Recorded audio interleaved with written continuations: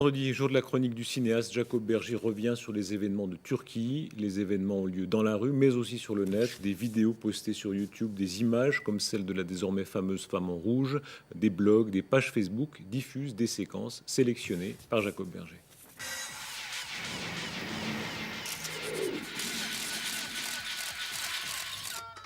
Ça a commencé comme ça.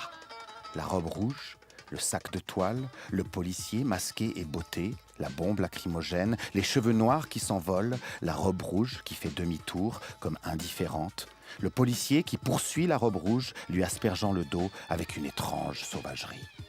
Cette robe rouge et cette femme aux cheveux noirs sont devenus les symboles de la révolte de la jeunesse turque.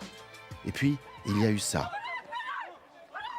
Un homme qui emporte une femme sous le bras. Elle crie. On ne sait pas qui est l'homme. Il passe devant un groupe de policiers qui n'interviennent pas. Au contraire, ils essayent d'empêcher le caméraman de filmer. On comprend alors que l'homme qui emmène la femme est un policier, lui aussi.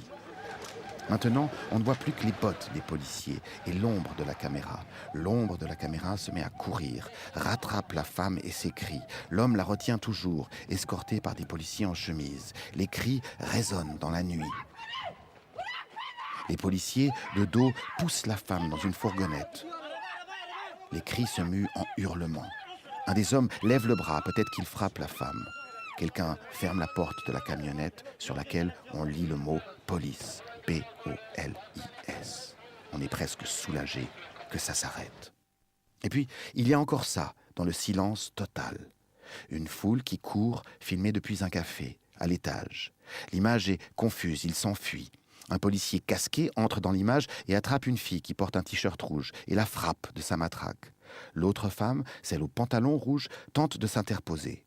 D'autres policiers accourent à la rescousse du premier. Ils emmènent la fille au t-shirt rouge. La fille au pantalon rouge reste un moment interdite. Puis elle se met à poursuivre les policiers. Elle veut qu'ils lâchent l'autre femme. Elle croise un homme qui se retourne pour la regarder. L'un des policiers lève sa matraque en direction de la poursuivante. On retrouve la fille accroupie par terre. Des policiers viennent maintenant la chercher, elle aussi.